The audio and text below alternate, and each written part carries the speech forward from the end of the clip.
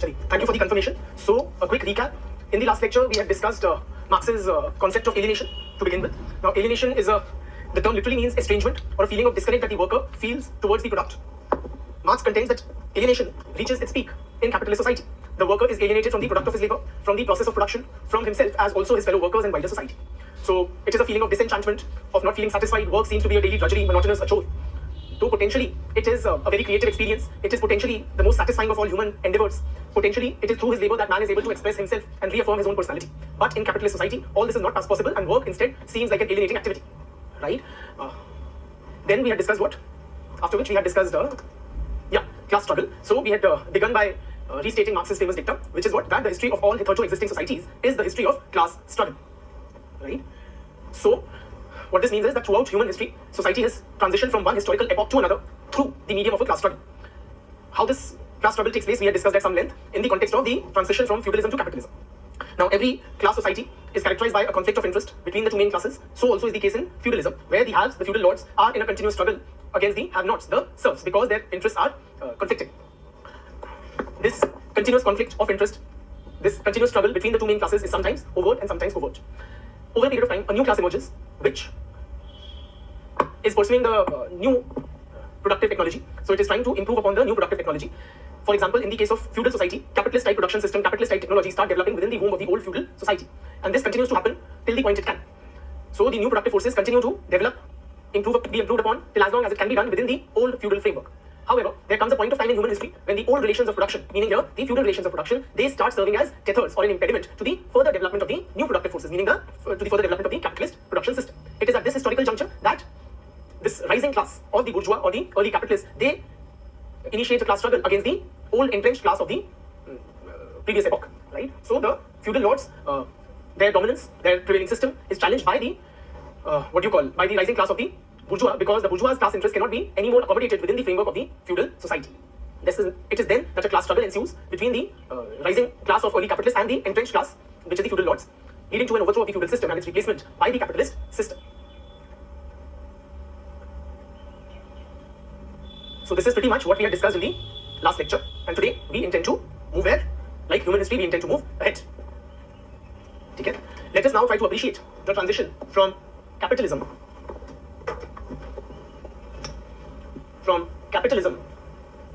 to communism. How does this social transformation take place in Marx's theory?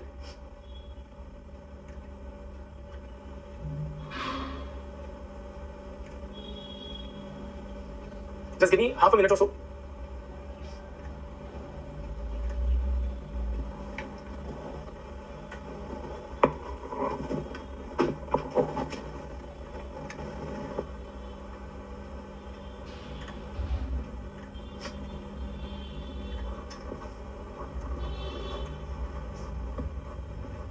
And a quick recap of the portion which I had left out. We had also discussed the broad contours of the capitalist mode of production, in which we had discussed that the capitalist mode of production involves two main classes, the bourgeois and the proletariat. The bourgeois being a numerical minority and the proletariat being the numerical majority.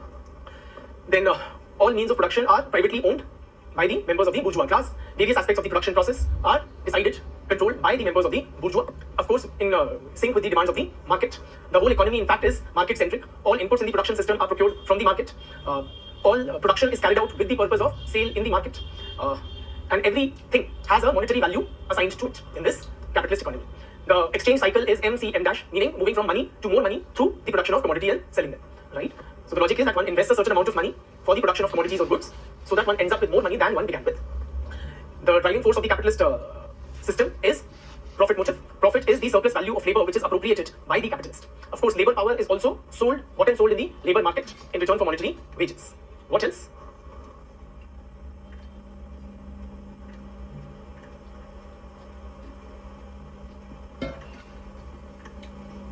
We had also talked about that how alienation reaches its peak in capitalist society. I think that pretty much sums up all the main features of the capitalist system. The relationship between capitalists and the proletariat is one of mutual dependence as well as conflict. The dependence, of course, is not equal. It is not a symbiotic relationship. Though both depend on each other, the proletariat are much more dependent on the bourgeois than the other way around. Therefore, the relationship is one of exploitation and oppression. It is an unequal relationship. It is not a reciprocal one. So it is a relationship, using Marxist terminology, between the oppressor and the oppressed, the exploiter and the exploited, the haves and the have-nots, the ruling class and the subjugated class.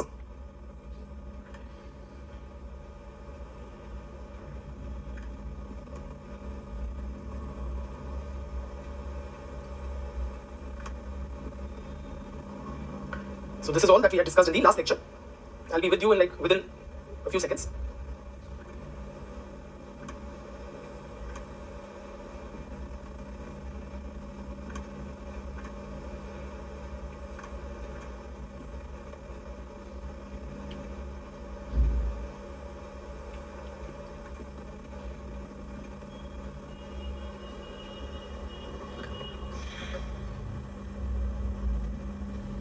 Discuss how the capital.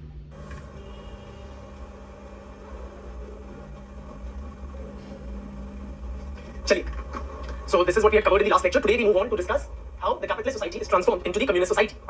This transition will be through the medium of what? You tell me. Of course, another class struggle.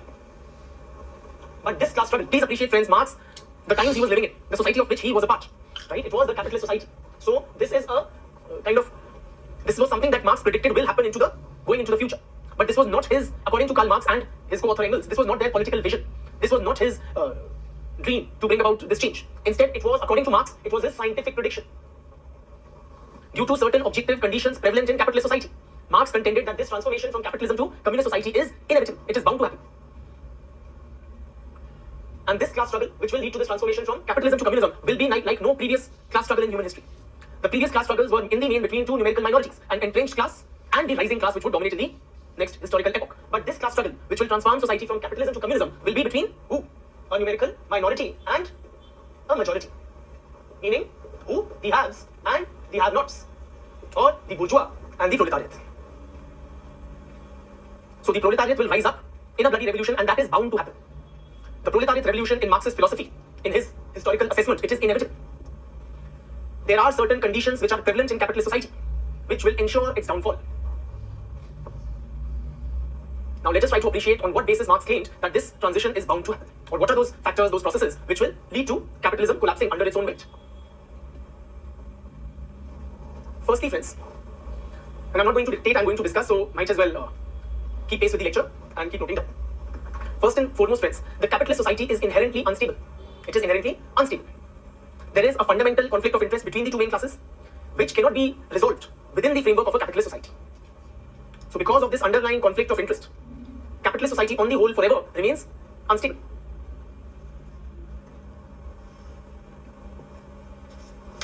So first contradiction is that between the class interest of the two main classes, the bourgeois and the proletariat. How they are fundamentally incompatible, we have discussed earlier as well. One class gains only at the expense of the other. If the wages rise, which is in the interest of the proletariat, the class interest of the bourgeois suffers. So this conflict of interest between the two main classes makes capitalist system inherently unstable.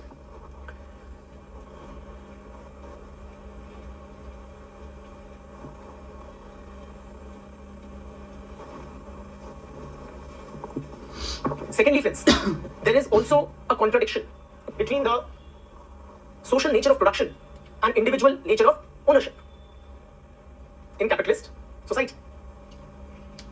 What are we discussing? These points, these are what are the factors that will ensure the this transition from capitalism to communism. We are discussing those factors. First, we talked about the irreconcilable conflict of interest between the two main classes. Secondly, there is a contradiction between the social nature of production and the individual nature of ownership. What do we mean by that? See, production is necessarily a social enterprise. In other words, it involves a number of people dividing tasks among themselves. Right? So a large number of people are engaged in the actual task of production. But ownership is individual. So at some point of time, as capitalism advances, this realization will dawn amongst the working class.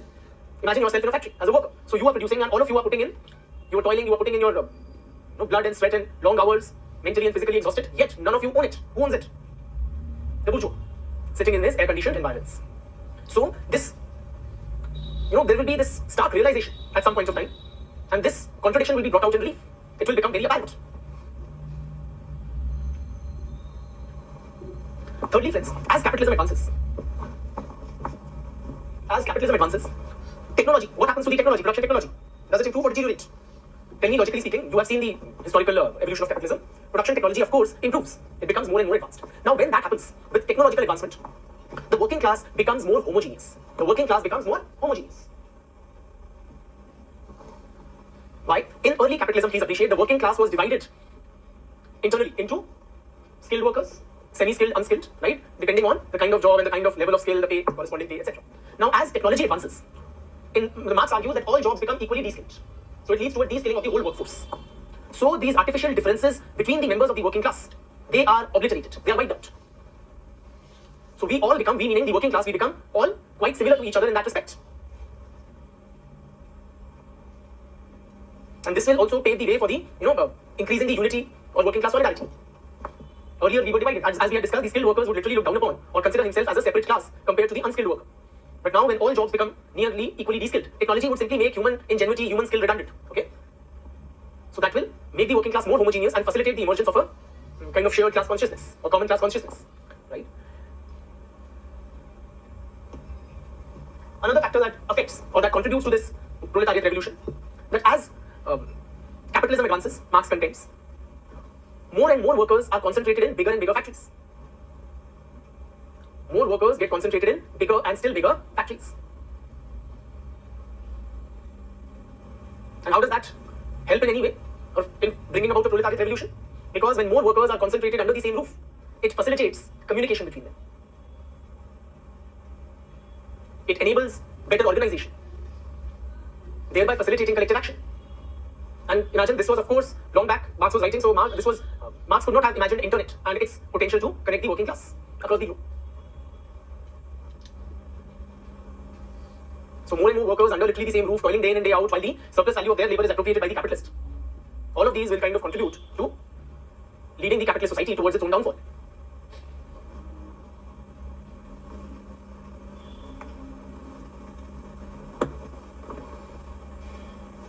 Are we going too fast, or is the speed all right?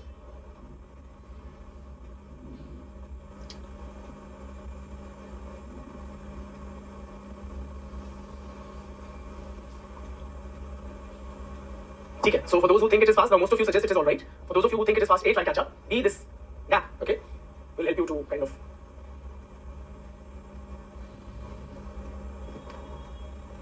Next, what happens to the petit bourgeois? Let us try to appreciate. As capitalism advances, what is petit bourgeois? Petit or petit. Sometimes in Marxist literature you find the word petit, sometimes petit.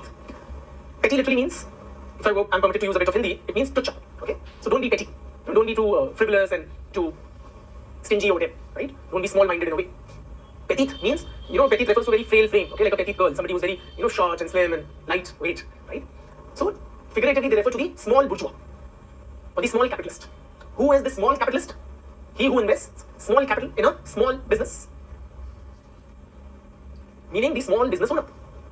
So tell me, what is your experience? Tell me, forget Marx. What is your assessment if you have seen small businesses around you? What happens when capitalism advances? What happens to the small business?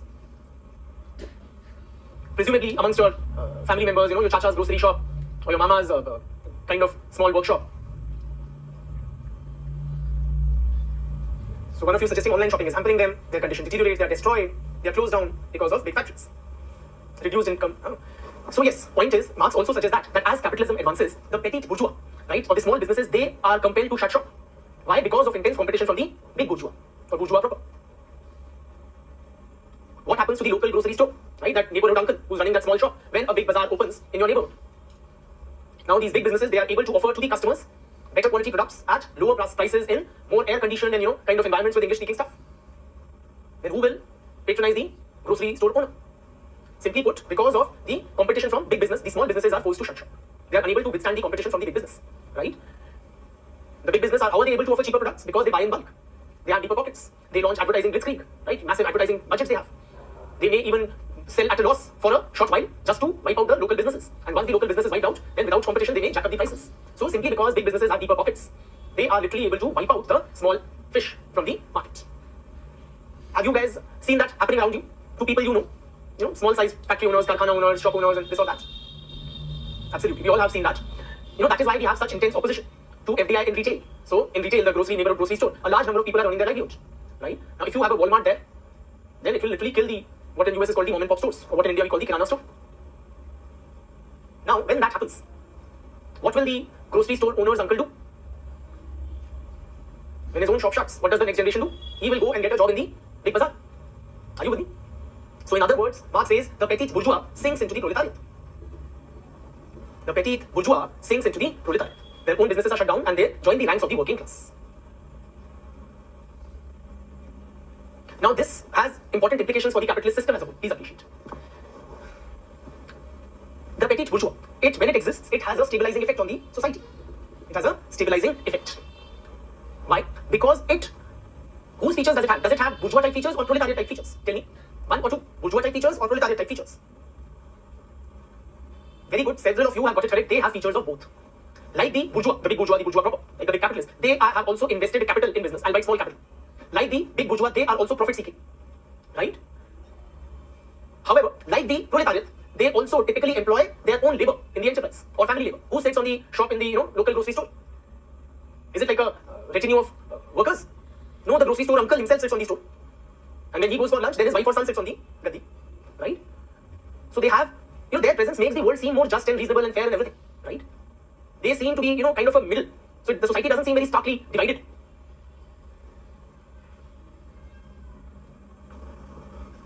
But with them gone, the society is much more clearly divided into the bourgeois and the proletariat.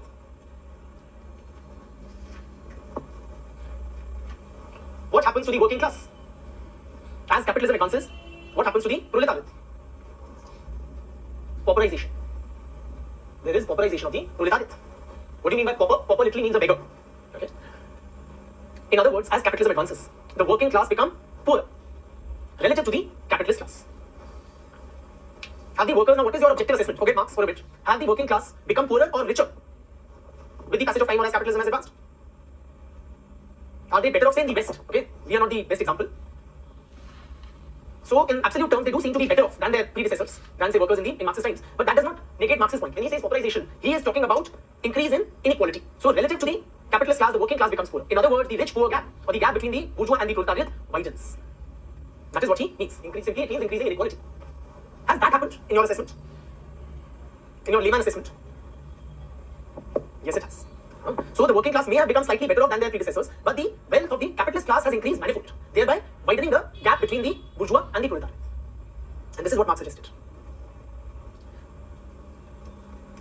So thanks to all these factors, friends, right, the disappearance of the petit bourgeois, the pauperization of the working class, the obliteration of the differences in labor between skilled, semi-skilled, unskilled labor, the society is now clearly divided into two antagonistic classes.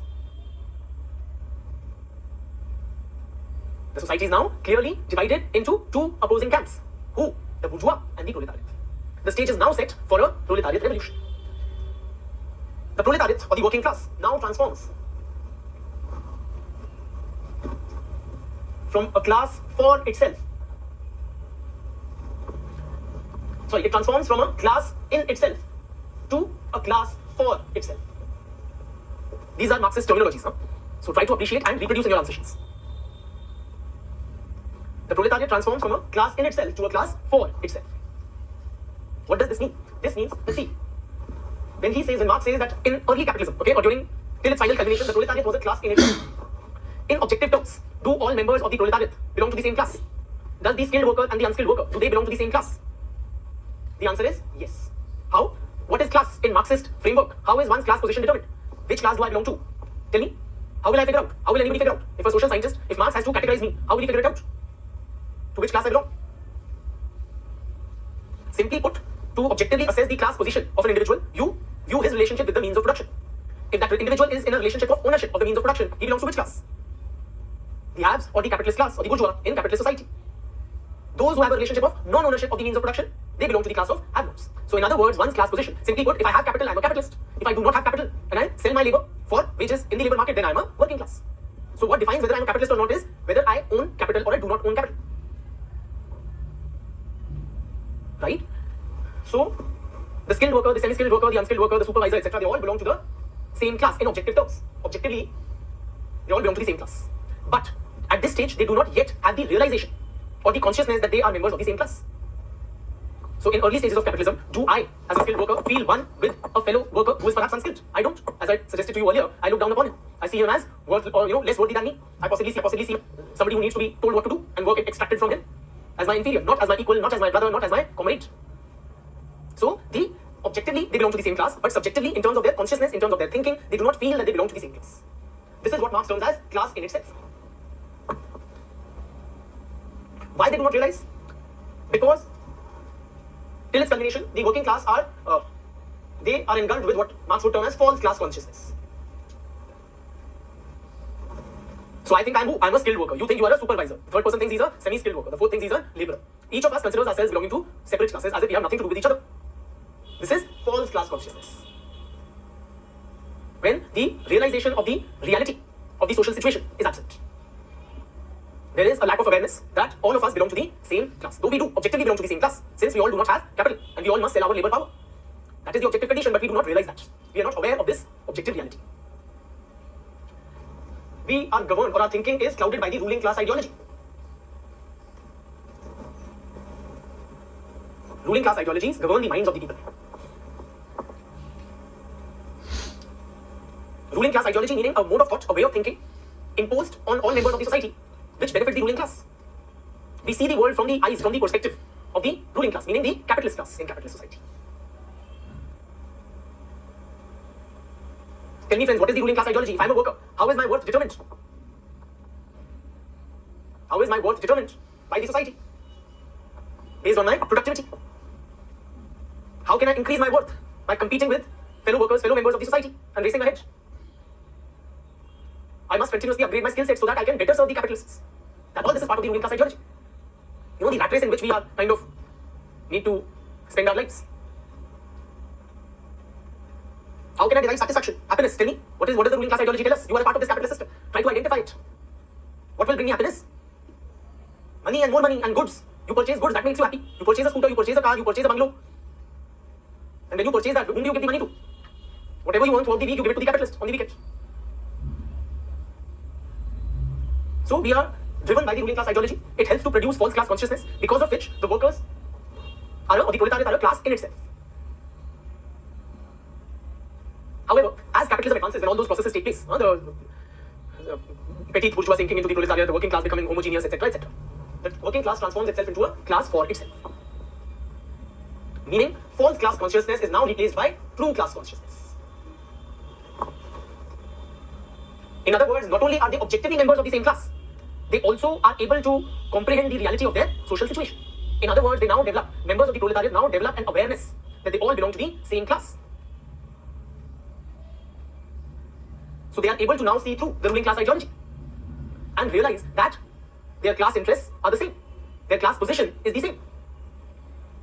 They now see each other as comrades or as members of the same class. Now I realize that skilled worker or unskilled worker, he is my worker. Why? They also now are able to clearly identify the class enemy. Who is the common class enemy of us, the working class? Tell me. It is the bourgeois. And now they take collective class action to do away with the prevailing exploitative and oppressive system. So having now developed this true class consciousness, having transformed into a class for itself, they now rise up in a bloody, violent revolution against their own oppression and annihilate the class enemy. What Marx terms as the proletariat revolution. And then will be established the communist society. I repeat, members of the proletariat develop true class consciousness, transform into a class for itself. They are able to now identify that their class interests are the same. They are able to establish strong bonds, smooth communication with members of their own class.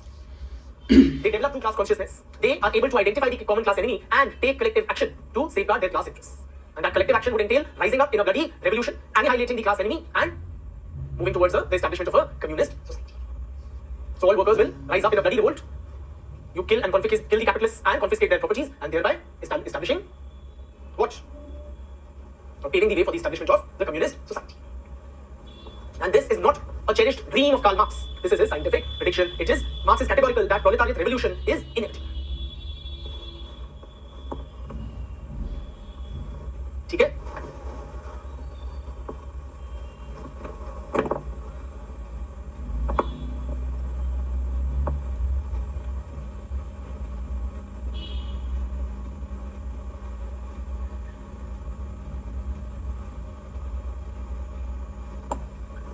So, after the proletariat revolution, is the capitalist system replaced by the communist system? Immediately? The answer is no. Such revolutions, such major social upheavals, and the subsequent transformation is never a smooth affair. Right? Before this transition to complete communism can be made, there is an intervening stage that is termed as the dictatorship of the proletariat.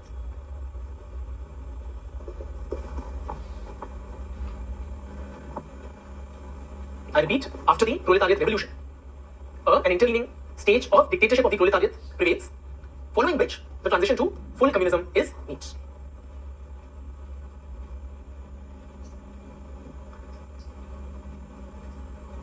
What is this dictatorship of the proletariat? This means that some members of the working class, some members of the proletariat, they capture state power as well as control over the economic institutions on behalf of all the members of the proletariat. Now, what is their task, which is before them? What is the historic task entrusted to this arrangement, this dictatorship of the proletariat? Now, please appreciate their task is primarily twofold. One is to ensure further improvements in what? Something which has been improving since the beginning of human history in Marxist theory. Absolutely, production technology. So, further improvements in production technology would be required before the final communist stage can be established. So, one thing that the dictatorship of the proletariat does is to ensure further improvement in production technology. Secondly, and perhaps more importantly, if not, or should we say very importantly, please appreciate the capitalist system may have been uprooted, but it may not have been fully delegitimized. How was it legitimized? How was it considered as natural and beneficial and normal? Through the ruling class ideology, through various social institutions or various aspects of the superstructure, like religion, like the state, like the legal system, like the prevailing ideology, the modes of thought. I'm repeating, another task entrusted to the dictatorship of the proletariat is to remove the last vestiges of the capitalist system. It must dismantle the supporting superstructure which legitimize the exploitative capitalist system. In other words, what does religion do according to Marxist theory? Religion legitimizes inequality in oppression. It tries to rationalize the privilege of the rich and glorifies the poverty of the poor. So religion is a means, and how it is we'll be discussing at length later. Through religion, the interests of the capitalist class are promoted. Through the legal framework, the interests of the capitalist class. Through the state mechanism, the government, the interests of the capitalist class are promoted. Through ideology, such as the notion of profit. Is profit legitimate or not? What do we think? We are a part of the capitalist society. If Tata has invested $1 billion in a project, does he deserve or not deserve a profit? Banta hai ya nahi banta hai? Of course he does. So there is that. But what is profit? According to Marx, profit is theft. Profit is the surplus value of labor, which is appropriated by the capitalist. So what rightfully belongs to the worker, the capitalist is pocketing, and what we are producing, the part of it, the capitalist is cornering, and we are clapping and giving him a medal, putting him on the cover of Forbes, and making him a social idol. So that injustice, that legitimacy associated with the injustice and the exploitative aspect of the capitalist system, that needs to be uprooted. The whole supporting superstructure, whether in the realm of ideas or the legal framework, religion, all that needs to be, so that capitalism can be uprooted in entirety, root and branch. So that is an important task before the dictatorship of the proletariat, to remove the last vestiges of the capitalist system, to do away with the supporting superstructure which legitimize the capitalist system. Okay. Certain Marxists use the term socialism for this stage, for the dictatorship of the proletariat. Some other Marxists use the term socialism and communism interchangeably. Okay? And those who distinguish between socialism and communism use socialism to refer to the stage of dictatorship of the proletariat, using communism for the final last stage.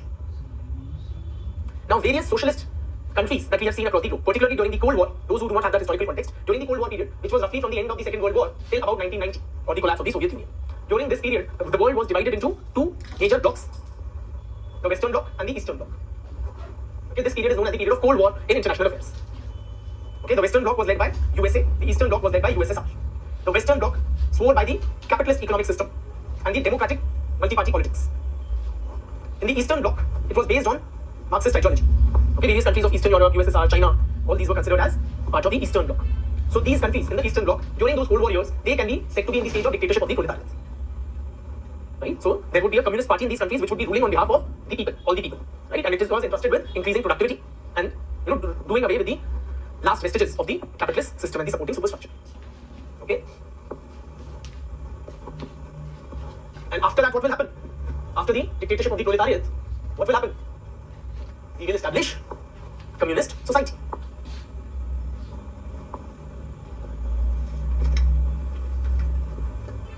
This is the final stage of human history in Marxist thought. Let us now try to appreciate what is this communist society. Marx is considered as the high priest of communism. He envisioned the establishment of a communist society. However, he has not written very extensively about the nature of the communist society. His views on the future communist society which will replace capitalism are, scarce and scattered through his numerous works. He has not presented any very neat and clear picture about what will be the nature of this future society. He was more preoccupied with evaluating and analyzing the nature of capitalist society. That was the main thrust of his scholarship. But let us try to appreciate whatever little we know about the communist society. Now, the communist society, friends, it will be a classless society. There will be no classes. The society will no longer be divided into two antagonistic classes. There will be no haves and no have-nots.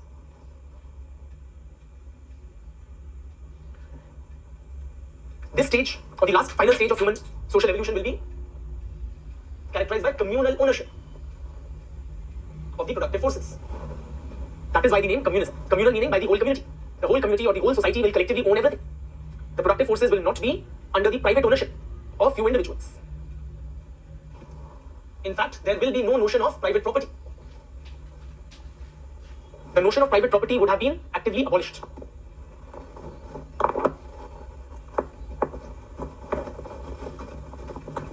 During this stage, there will be no exploitation of man by fellow men.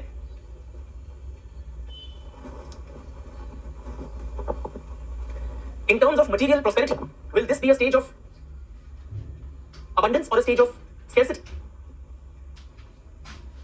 In terms of technology, is the production technology rudimentary, basic, underdeveloped, or is it very advanced? This stage is characterized by advanced production technology. The most advanced technology has been improving since the birth of human society.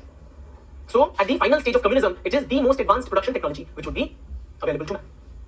So, the productivity will be very high. And this will be a stage of abundance, not of scarcity.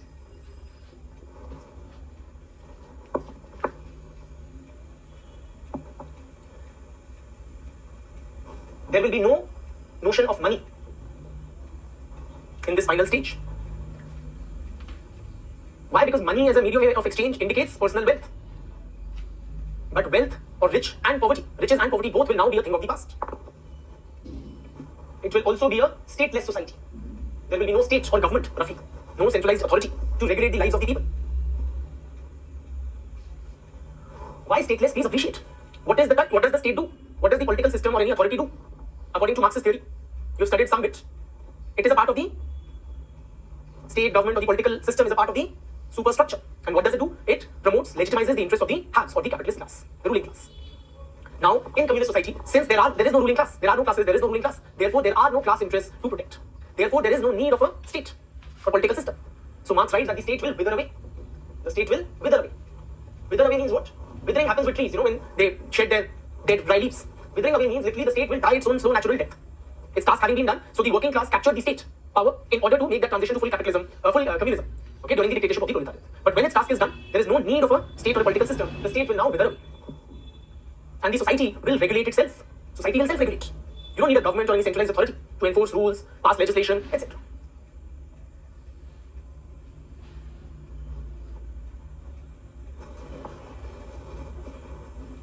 There will also be no religion. Why? What was religion doing? It was also supporting, legitimizing, glorifying, rationalizing the inequalities prevalent in the economy. But now, since there are no inequalities to justify, people do not need that illusion of religion.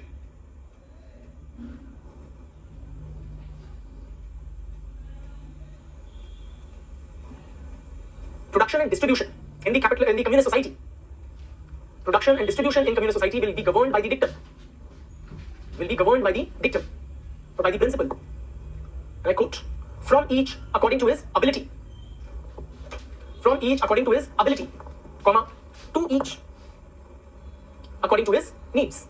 I repeat, production and distribution in communist society will be based on the principle of from each according to his ability, to each according to his needs. In other words, in whichever way you can contribute to the society, you contribute. No matter how much you contribute, the society will fulfill all your needs. So say you are two workers, you and your friend. Okay, you are producing for the society. One of you is able to manufacture 50 shirts in a day. So from each according to his ability, the other is able to manufacture only 10 shirts in a day. So it's perfectly alright. If you can produce 50 shirts, you make 50 shirts for the society. If the other person can make 10 shirts only, you give us 10 shirts, that's alright. To each according to his needs. If the 10 shirt producing guy needs more soap, the society will provide him. If you, the 50 shirt guy, you do not need any more soap or you need eat lesser food, then you may do with less. So whatever is your need will be satisfied by the society, irrespective of your contribution to the society. In capitalist society, what is the governing principle? From each according to his ability, to each according to his ability or contribution. So if you produce 50 shirts for me, I will pay you more. If you produce 10 shirts for me, I will pay you less. Okay? But in communist society, it is based on the principle of from each according to his ability, to each according to his needs. So, will people work in communist society or not? Of course they will. And they will work to their, once again, they will work to their full potential. Why? They are not driven by these external rewards. They will now be driven by that intrinsic satisfaction that work brings. Meaning, now there will also be no alienation in communist society. man will once again reaffirm his connection with the product of his labor. He will once again reaffirm his connection with himself as also the wider society. So if I make that beautiful jug in communist society and you say, wow, Pranay, what a beautiful jug have you made? What will I do? I will share it with you. If you tell me in communist society, sir, you teach so awesome. Can you teach me this or that? I will verily teach you. Why? Because I am now teaching not for the money, not for those external rewards, but for the intrinsic satisfaction that teaching brings to me. So there will be no alienation. Please appreciate why people will work, because according to Marx, it is the very species essence of man. It is what makes me a human being. My very fundamental nature is to work, to labor, or to transform the nature through my labor. Does a bee make, suck nectar and make honey for the money of it? The bees do not have any concept of money yet. Does the ant work the way it does, like crazy, for any notion of private property? Yes, and I will be teaching my children too. Right? Please write down a beautiful line. The society will make it possible. The society will make it possible. I repeat, the society will make it possible for me to hunt in the morning. The society will make it possible for me to hunt in the morning, comma, fish in the afternoon. I repeat, fish in the afternoon, comma, rear cattle in the evening. I repeat, rear cattle in the evening, and criticize after dinner, and criticize after dinner, without ever having to become a hunter, a fisherman, a shepherd, or a critic. The society will make it possible for me to hunt in the morning, fish in the afternoon, rear cattle in the evening, and criticize after dinner, without ever having to become a hunter, a fisherman, a shepherd, or a critic. In other words, man will no more be trapped in these narrow occupational roles. The society will afford it for you to pursue your diverse interests. Contribute in whichever way you can for the society. Who said this? Of course, the great Sri Karl Marx. So there will be no task specialization which characterizes production in capitalist society. Are you all not trapped in those narrow occupational roles of engineer? Isn't that what you dread? God, I've become an engineer. Now must I spend my whole life as a coder, or as a textile engineer, or a civil engineer with no soul, no heart, no craft, and no creativity?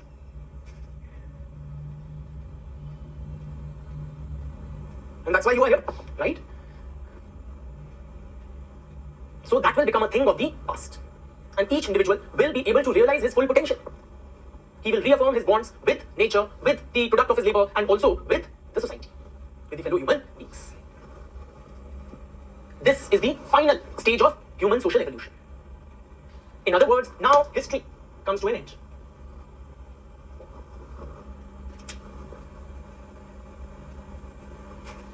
Okay? This is Marxist thought.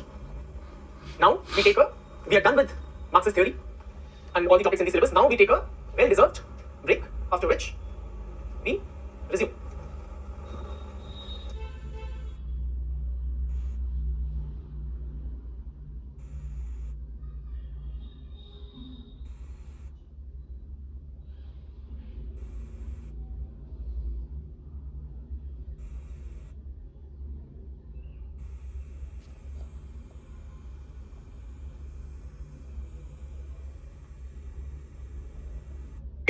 So we are done with Karl Marx, and you had like some time to dwell over his writings, his thought. What is your take in one word if you were to tell me? The guy is good or bad? You are with him or against him? Or broadly put, are you in agreement with his writings?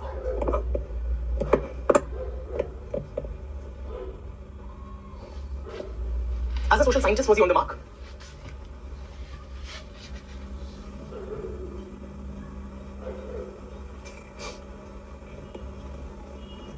Right, so some of you are in somewhat agreement with Marxist analysis of society. Some of you are not in agreement with him but are amazed by his analysis of society. Some of you are taking a more nuanced position that his analysis of the capitalist system was quite on the mark, but his prediction about the future or this communist utopia that he talks about was incorrect. One of you is suggesting he was a good man, but he had a negative thought pattern. He's always talking about human progress. Why do you see him as negative, pessimistic? Chali, right? So let us come to now a critical appreciation of Karl Marx. Shoot, whatever you have against him, shoot. Why don't you agree with him? What is wrong in his thought, in his writings, in his overall framework? So one of you have declared emphatically communism is not possible in the real world.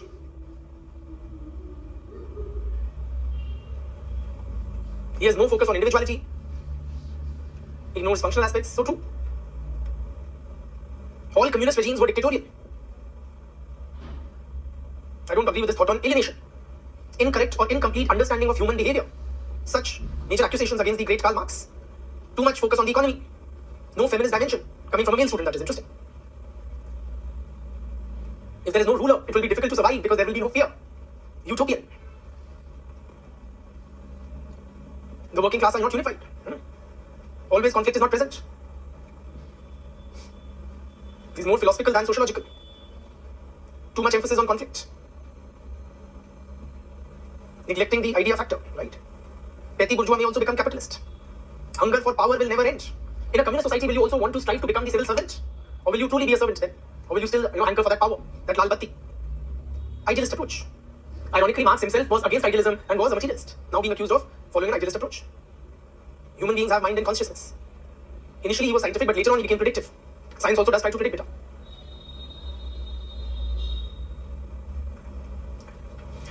Thank you. Now, please, let us try to end very, should I say, relevant inputs. And let me now try to somewhat discuss these and other criticisms in a more organized manner. Right? So, Marxist writings, his theories are criticized on numerous grounds as follows. One of the most frequently hurled accusations at Marxism is that of economic determinism.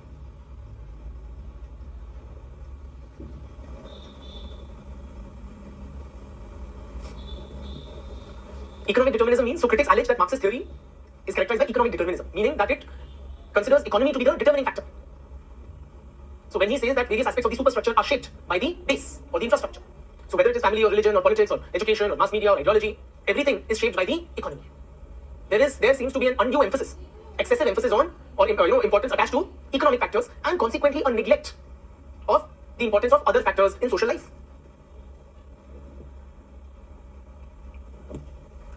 Thereby ignoring the very profound role that various other elements of the superstructure can also have on the society.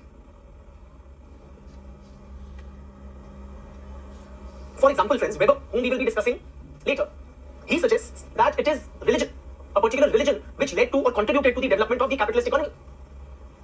For Marx, it is the other way around. The economy will shape religion, but Weber suggested no, it was a particular set of religious beliefs which led to the development of a particular type of economic system.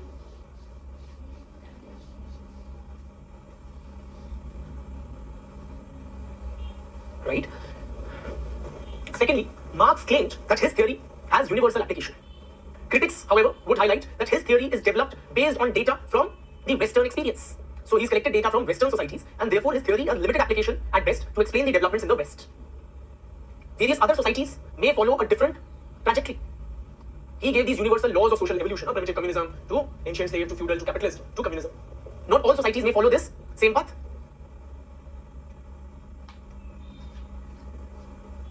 So China was pretty much in the feudal stage. Instead of becoming capitalist, it straight away became a dictatorship of the proletariat. Simply put, friends, the historical evolution of different societies may be or has been shown to be different from what Marx predicted.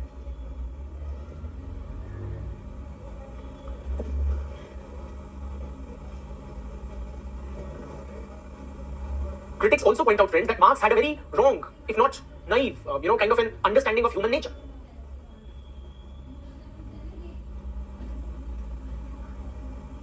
So Marx was of the view that humans are inherently creative. They love to labor. Okay, they see their own, an expression of their own selves in the product of their labor. What do you say? Given a choice, would you like to work or to not work? Maybe, just sit in a razai all day or have chai and pakode. I mean, so to not work is also a very basic kind of a human instinct for many of us. Marx naively believes that man, his fundamental nature, or his what he terms as even species essence, is to work, to labor. Many would suggest that no, man is more like a sloth. He is lazy. He loves to not move his butt, given a choice. Naive means no sikhiya, or basically having an incorrect childlike innocence but incorrect understanding of the world.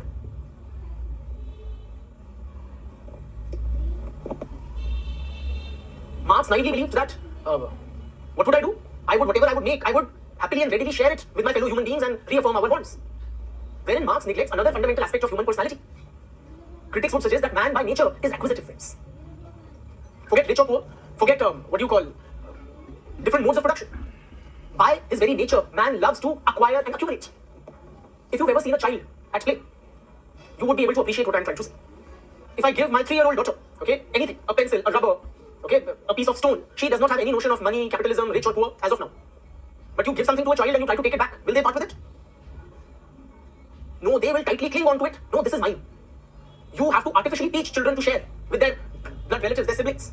So point is, I'm just trying to highlight that man by nature is acquisitive. Each of us wants to accumulate more and more possibly and not share with others.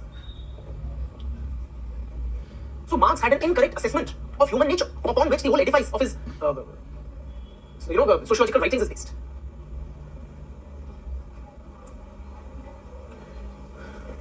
Next, Marx is obsessed with class as the primary or the sole important grouping in society.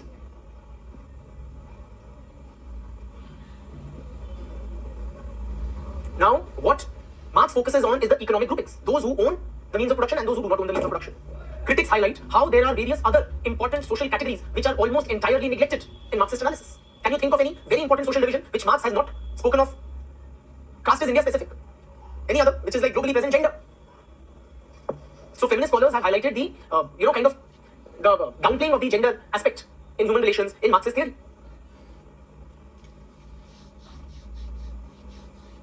Various Indian scholars would suggest that Marxist theory is a Western template which cannot explain the social reality in India.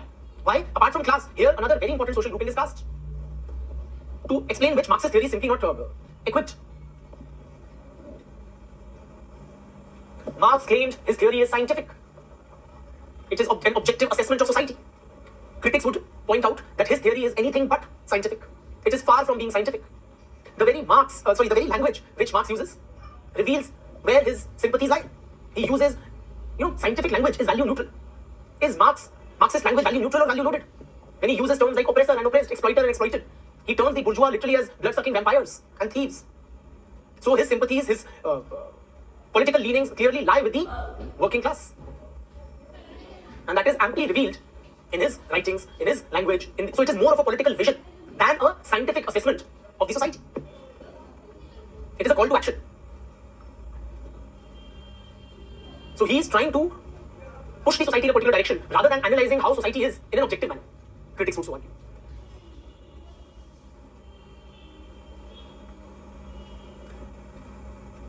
Critics have highlighted he has ignored the cooperation, the harmony, common values, all of which also characterize social life. Is social life all conflict and oppression and exploitation?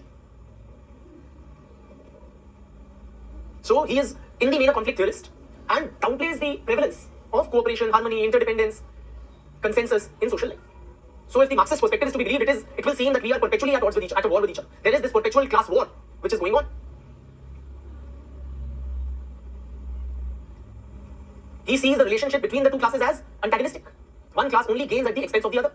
Can't there be a win-win situation in which both the classes gain? Scholars like Frederick Taylor, he has highlighted that if the workers and the management cooperate, it can lead to immense increase in productivity. And everyone will be better off. The capitalists will be able to get more profits and the workers will be able to take home more wages.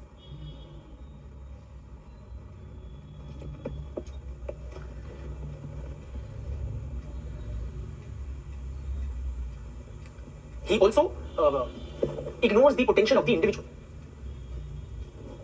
In Marxist thought, the individual seems to be somewhat impotent, devoid of any power, any initiative, any will. His actions are as if controlled by the social situation, particularly his economic situation. Marx writes, man is compelled by his situation. Man is compelled by his situation. So if I'm a worker, I have no choice but to sell my labor power in the labor market in return for monetary wages for survival. And then I have to live this dreaded alienating existence. If I'm a capitalist also, I will be driven by this incessant drive for maximizing profit. I'm trying to keep up with the competition, again, succumbing to the dictates of the market. So the individual is seen to be largely an impotent entity whose conduct, whose actions are largely determined by wider social forces, or mostly the economic factors. Critics point out how several individuals have profoundly affected the course of human history. So individual persons have literally turned the tides, ensured that society embarks on a different path. And which better example to prove Marx wrong of an individual who has had a profound impact on human history? Can you name one? Marx himself. Right? Of course, then you have a Gandhi or a Lincoln or whoever. But who better than Marx himself, the example of Marx himself, to prove his contention wrong? Marx again downplayed the importance of ideas in shaping human history. As Marx himself admitted, he turned Hegel upside down. So if Hegel gave primacy to ideas, Marx rejected that and replaced it with materialism. Critics point out how several ideas have shaped the course of human history. Again, can you think of any ideas which have had a profound impact? Ideas which are perhaps beyond their material conditions? Marxism as a theory. Marx's own ideas have had this profound impact on the material conditions of scores of people.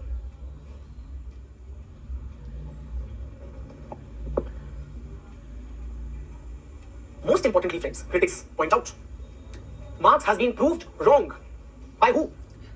The unfolding of human history itself. History has proved Marx wrong.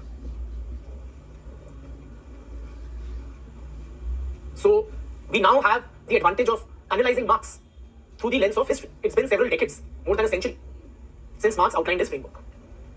Numerous things that Marx claimed would happen, he predicted. The direction in which he claimed society is moving, most or many of those predictions have not come true. He predicted the collapse of capitalism under its own weight. Has capitalism collapsed? It rather seems to be going from strength to strength. In fact, which system has collapsed? The system which was based on Marxist framework in the Eastern Bloc. In the capitalist system, Marx talked about how technological progress will lead to homogenization of the working class. That the working class are de-skilled, all workers will become equally de-skilled. Technological progress has happened, no doubt. Have the workers been de-skilled? Tell me, what do you see? Do today's workers require more skills or the earlier workers required more? New skill sets need to be continuously acquired and upgraded by the workers, right? Critics point out that instead of working class becoming more homogeneous, it has become more diverse, more heterogeneous, more differentiated.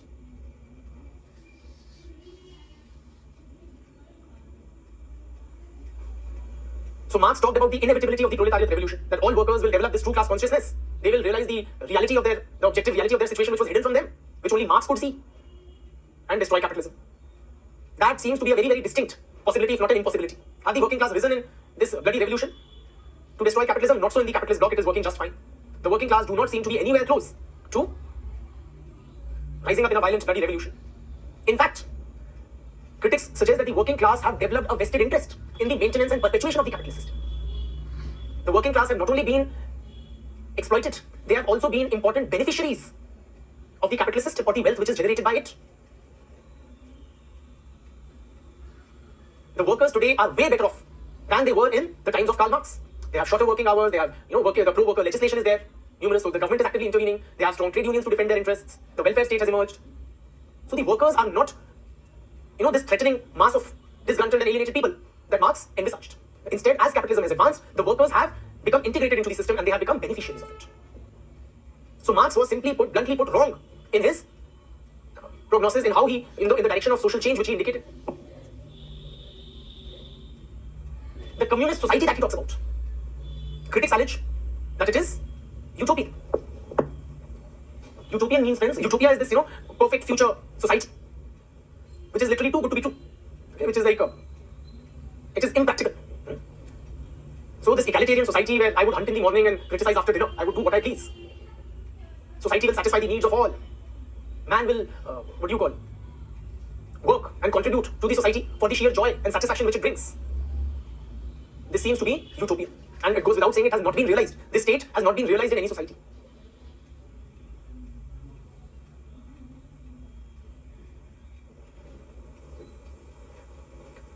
Critics also highlight that many of the aspects that Marx wrote about, they may well be true or applicable to explain the social conditions in his contemporary times.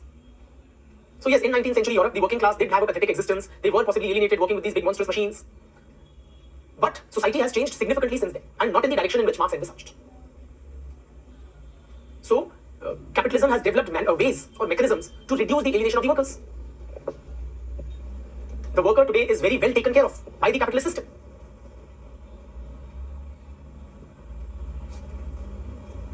The biggest, should we say slap, don't write that language, but on the face of the great Karl Marx has been the failure of the experiment in the Eastern Bloc.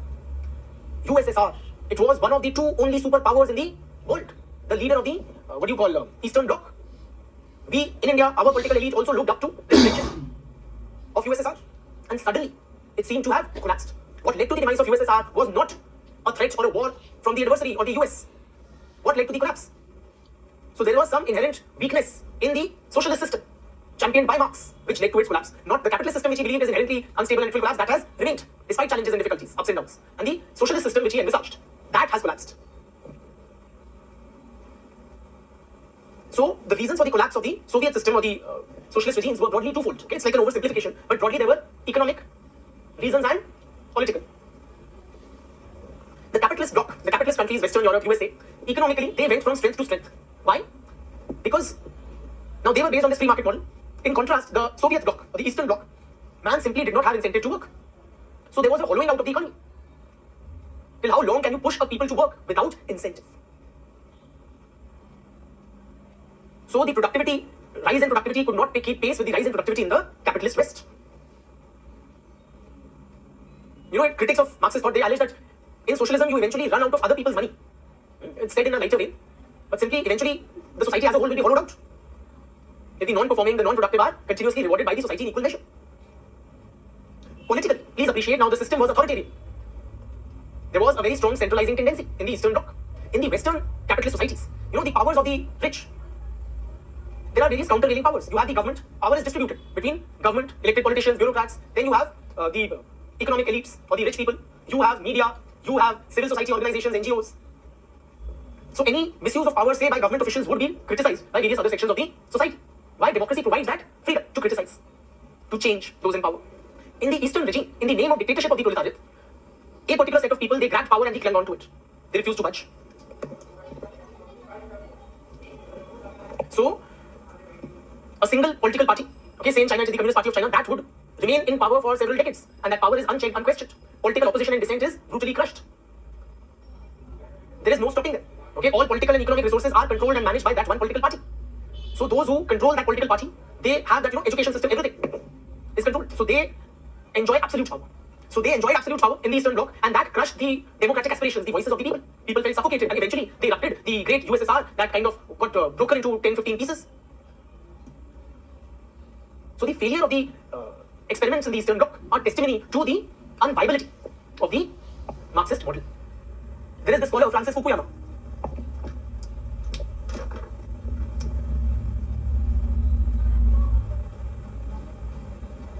Now he wrote a book titled The End of History. The End of History. Marx claimed that the establishment of the communist society will bring history to an end. That will be the final state of social organization, transcending all previous ones, including capitalism. Scholars use Fukuyama's work to suggest that the death of the Soviet Union or the Eastern Bloc and or the failure of the communist ideology, the world historic victory of the capitalist democratic system, is the end of history. Yeah, we end of history. Meaning that the democratic capitalist system as the only viable way of organizing the socio-political life of the community. Okay? So that is why we can say that Marx was wrong. Should we then, friends, my follow-up quick question to you, should we then confine Karl Marx to the dustbin of history? Why do we even bloody bother study him today? All of you are Marxists and are saying vehemently no.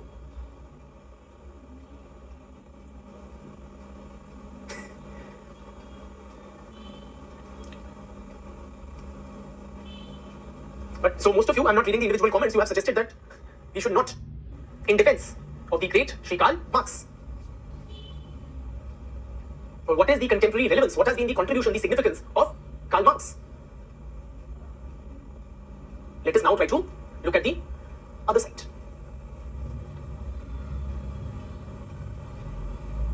Marx, even today, friends, continues to be regarded as one of the three most influential human beings to have ever lived on this earth. Up there, right alongside Jesus Christ and Prophet Muhammad. So his influence, his impact on human societies, on human history is undeniable.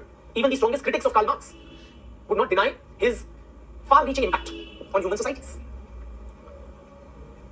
it's a very interesting tidbit. This Time magazine, which is like the darling, the table centerpiece in respected capitalist offices, which represents the capitalist ideology.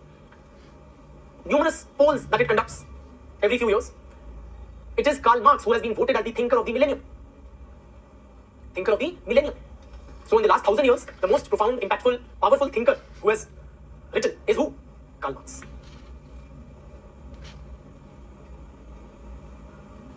You know, it is said of Karl Marx, you either love him or you hate him, but you cannot ignore him. So either you are a die-hard Marxist or you are anti-Marxist.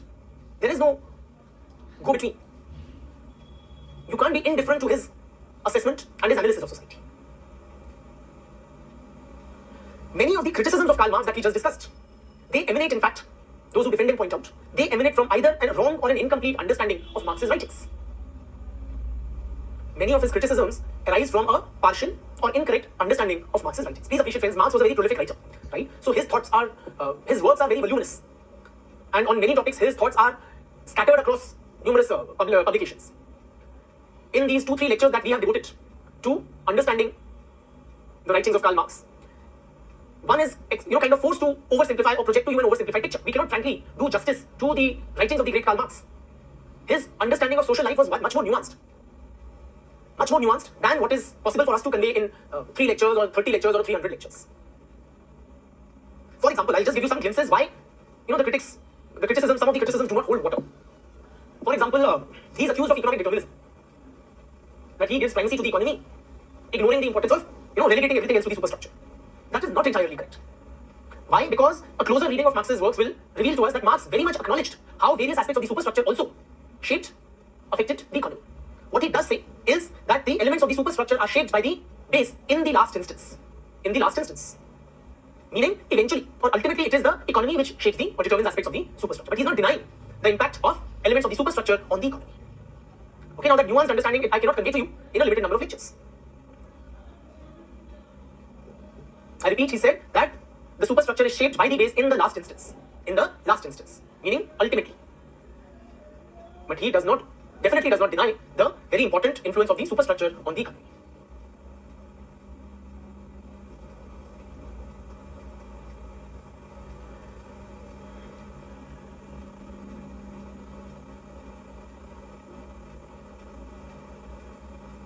Similarly, friends, Marx is criticized for considering the individual as insignificant, as being driven by, shaped by, controlled by forces outside and beyond of him. That is again a very simplistic and partial understanding of Karl Marx.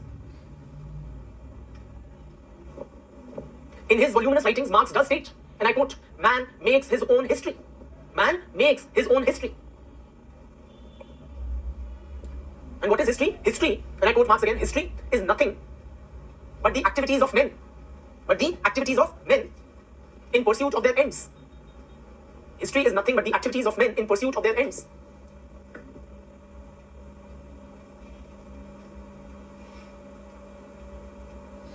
In fact, what is written on his tombstone? On the grave there is a tombstone where Marx is buried. On that tombstone it is engraved, "Workers of the world unite. You have nothing to lose but your chains." Workers of the world unite. You have nothing to lose but your chains. In other words, he is giving a call to action. This is a phrase from his writings. He is calling out, inspiring the workers to rise up in a bloody revolution. So he definitely does not consider the individual to be unimportant or impotent.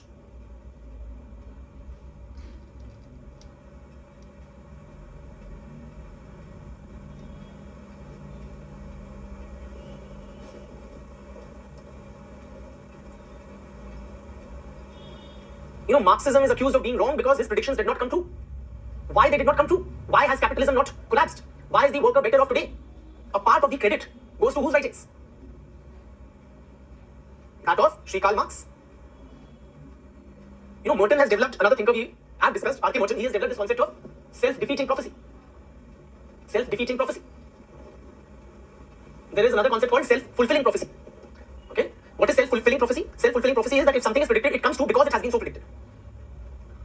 For example, if a teacher keeps telling a student that you are nalayak, you are dumb, you are good for nothing, you cannot achieve anything, what will happen to the score of the student? It will rise or fall. It will fall. And the teacher will have been proved correct. And he will say, "Dekha, didn't I say that this guy is good for nothing?" That is a self-fulfilling prophecy. In contrast, a self-defeating prophecy is that because something has been predicted, prophecy is a prediction. Because something has been predicted, it does not happen. Or is proved false. It is defeated. So Marxism is a self-defeating prophecy. Because Marx wrote what he did and predicted a working class revolution, capitalist system course corrected. It accommodated the interests of the workers within itself. It became less exploitative and more in welfare in its orientation. And that is why the working class revolution has not occurred, perhaps.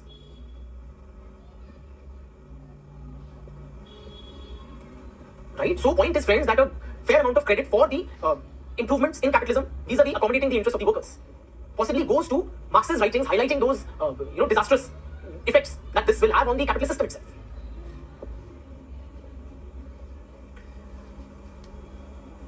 The great Karl Marx may be dead, friends, but his ideas live on. In our limited field of sociology, okay, as an academic discipline, Marxism provides a much needed corrective to the conservative bias of functional sociology. So functionalism sees social life as all hunky-dory, cooperation, harmony, value consensus, shared norms, interdependence. Oh, everything is so rosy and wonderful. Marxism highlights how, apart from this consensus, etc., there is also present in social life oppression and exploitation and conflict and struggle. So it is a kind of, it balances our view or understanding of social life. If functionalism overemphasized on cooperation, harmony and consensus, Marxism helps us to also appreciate the conflict, exploitation and oppression which is prevalent in society. So our view of social life is that much more balanced.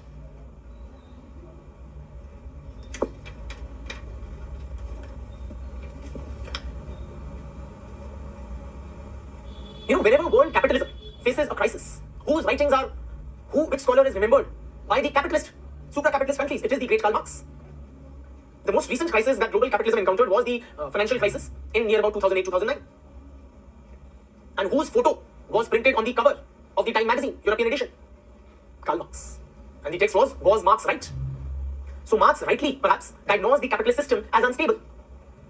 He wrote about how capitalism has that, tendency to expand. He also talked about how capitalism goes through periods of slump and, economic booms and busts. Several scholars continue to argue, that the Marxist framework is the most appropriate to understand contemporary society, many aspects, such as the increasing concentration of wealth in society. Look up some Oxfam reports. They are also widely quoted in the newspapers. They highlight the increasing concentration of wealth prevalent globally or country-wise. So Marx was not entirely incorrect. His concept of alienation, is it completely outdated? Many of you, today's educated workers, white-collar workers, seem to have felt alienation, have experienced alienation, or as students who have experienced alienation. So despite, the workers' interest being accommodated, the nature of the work seems to still be alienating, non-satisfying, non-gratifying for the worker. Marx also highlighted in his writings the nexus between the political class, the political rulers, and the ruling class, or those, or the haves. Various actions of governments in the recent past prove Marx right or wrong. Tell me, whom does the government side with? When the 2008-9 crisis occurred in US and the global capitalist system, who bailed out the companies? Those companies were termed as too big to fail. That if they fail, the whole society or the whole economy will collapse. Government bailed out these private corporates. In India, whose government is it? As our Gandhiji, Rahul Gandhiji will say, it is Soot Boot ki Sarkar. Adani Ambani ki Sarkar. From a Marxist perspective, it's quite another matter. Even Manmohan Singh government was a Soot Boot ki Sarkar. Providing land to the capitalists at throwaway prices, or it is kind of removing the local people, the tribals, from the lands which they have occupied for several years, giving tax concessions or holidays to capitalists, promoting industry through various incentive schemes, crony capitalism. All of these kind of expose the deep nexus which exists between the state and the bourgeois.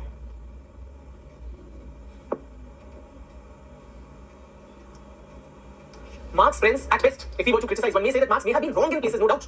And that place is bound to perhaps happen in any sort of predictive analysis. But he is definitely not irrelevant to our times. Marx, his impact, his writings continue to be relevant, continue to shape, even after the collapse of the Soviet bloc, the lives of millions of people across the globe. So in many countries, including the Western world, including our country, you will find communist parties. In India, we have the Communist Party of India, the Communist Party of Marxists, who draw their inspiration from who? The great Karl Marx. Movements of the working class across the globe, they continue to derive inspiration from the writings of who? Karl Marx. Not only the working class, movements of various disprivileged sections of the society, they also, apart from workers, they also seek inspiration or a framework in Marxist writings. Whether it is the Black Lives Matter movement in the US, so wherever you find oppression, wherever you find exploitation, wherever there seems to be an element of systemic injustice, whether it is the Black Lives Matter movement in the West, whether it is the Naxalite rebel or the Naxalite movement in India, or it is the feminist movement in different parts of the world. numerous such social movements which talk about oppression, inequality, and injustice. Several from amongst them rely on a Marxist framework to analyze society. ठीक है? So Marx is alive or dead? Marx is not alive for sure. ठीक है? The great Karl Marx may be dead, but Marxism lives on. ठीक है ना? तो जब तक सूरज चांद रहेगा, मार्क्स तेरा नाम रहेगा. ठीक है? So with that, लाल सलाम, we call it a day. बहुत बहुत धन्यवाद.